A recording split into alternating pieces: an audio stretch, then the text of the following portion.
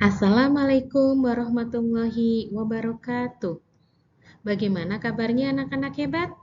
Semoga semuanya dalam keadaan baik. Amin. Bertemu lagi dengan Bu Ika Nur Fajar. Hari ini kita akan membahas tentang Allah mencintai orang yang suci. Nah, selamat pagi anak-anak semuanya. Ini anak-anak hebat yang ada di kelas Bu Ika saat ini. Sebelum Bu Ika lanjutkan materi, kita menyanyi dulu ya. Kita akan menyanyikan lagu Macam-macam Najis. Ya. Najis, najis itu kotoran, wajib kita sucikan. Ada 3 macam najis, ringan, sedang, dan berat. Ada 3 macam najis, ringan, sedang, dan berat. Najis ringan, pipis bayi laki yang belum makan selain ASI. Najis berat, anjing dan babi, selainnya najis sedang. Najis berat, anjing dan babi, selainnya najis sedang. Lagu tentang macam-macam najis. Berikutnya, kita akan melanjutkan tentang materi tata cara bersuci dari najis. Najis itu apa ya? Ada yang tahu? Najis itu adalah kotoran yang harus kita sucikan. Jadi jangan dibiarkan terlalu lama ya. Karena contoh najis di sini adalah air pipis, bisa pipis manusia, pipis hewan.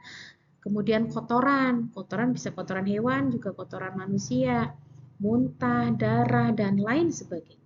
Jadi apabila ada najis yang menempel di badan, misalnya begini, maka atau pakaian harus segera kita sucikan atau kita bersihkan.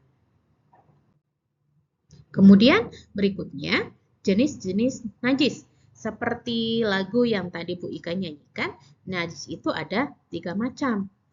Yang pertama, najis ringan, ya, yang paling kecil ini, najis ringan atau dinamakan mukhafafah, yaitu najis yang cara mensucikannya dengan memercikan air pada benda yang terkena najis setelah najis tersebut dihilangkan terlebih dahulu. Contohnya apa?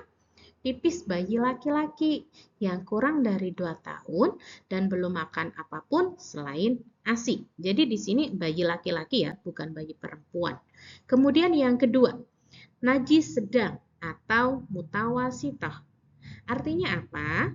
Najis sedang ini adalah najis yang cara mensucikannya harus dibasuh pakai air pada benda yang terkena najis sampai rasa, warna, dan baunya itu hilang. Contohnya air pipis, kotoran manusia, kotoran hewan, kemudian nanah, dan lain sebagainya. Selanjutnya yang terakhir ada najis mukhaladah atau najis berat. Najis berat ini contohnya bersentuhan dengan anjing dan babi atau terkena air liur anjing dan babi. Artinya ini apa? Najis mukhaladah. Najis ini adalah bagaimana cara mensucikannya. Tadi terkena anjing atau terkena babi. Cara mensucikannya adalah harus dibasuh air sebanyak 7 kali. Ingat 7 kali basuhan dan salah satunya dicampur dengan tanah. Jadi kalau misalnya hanya dibasuh dengan air, itu tidak mensucikan bekas dari najis mukhaladah ini. Nih, ada pembagian yang lebih ringkas lagi tentang jenis-jenis najis. Ini ada 3. Kemudian contohnya ada najis pertengahan atau najis mutawasithah atau najis sedang. Dan yang terakhir ini adalah najis berat atau mukhaladah. Kemudian yang terakhir ada istinja. Istinja itu apa? Istinja itu artinya membersihkan kotoran setelah buang air. Buang air di sini, buang air kecil dan buang air besar. Makanya kalau misalnya habis pipis atau habis BAB, itu harus segera dibersihkan, jangan dibiarkan terlalu lama. Cara mensucikannya bagaimana? Itu istinja lebih utama menggunakan air. Tapi kalau misalnya airnya lagi tidak ada atau di kamar mandinya cuma ada benda yang lain, boleh kita menggunakan tisu. Kalau misalnya sedang di alam atau lagi di luar, boleh menggunakan batu atau kayu. Kemudian berikutnya, larangan di kamar mandi. Di kamar mandi itu apa sih yang tidak boleh kita lakukan? Yang pertama, membaca Al-Quran. Kemudian, sholawatan boleh nggak, Bu? Termasuk tidak boleh ya, sholawat di kamar mandi juga tidak boleh. Yang kedua, berzikir dan berdoa. Jadi kalau kalian menghafalkan doa-doa di dalam kamar mandi juga tidak boleh. Atau berikutnya, membawa makanan kita habiskan di kamar mandi. Tidak boleh. Termasuk ini larangan yang tidak boleh kita lakukan di kamar mandi. Atau bersenda gurau dengan teman. Sengaja ngajak teman ke kamar mandi buat main-main. Tidak boleh. Atau sengaja bermain, membawa mainan dibawa ke kamar mandi. Itu hal yang dilarang dilakukan di kamar mandi. Nih, bisa kita saksikan alat istinja yang utama menggunakan air mutlak atau air murni. Boleh menggunakan tisu, menggunakan kulit kayu, daun kering, ataupun batu.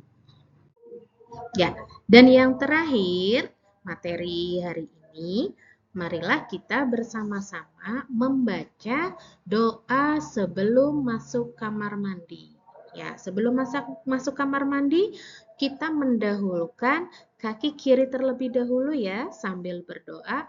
Bismillahirrahmanirrahim. Allahumma inni a'udzubika minal khubuthi wal khaba'ith. Ya Allah, sesungguhnya aku berlindung dengan Engkau dari gangguan syaitan laki-laki dan syaitan perempuan. Kalau sudah selesai hajat kita di kamar mandi, kita keluar mendahulukan kaki kanan sembari berdoa Bismillahirrahmanirrahim. Ghufronaka Alhamdulillahilladzi adhaba annil adza wa afani. Amin. Demikian materi yang dapat Bu Ika sampaikan. Semoga bermanfaat. Kurang lebihnya mohon maaf. Wassalamualaikum warahmatullahi wabarakatuh.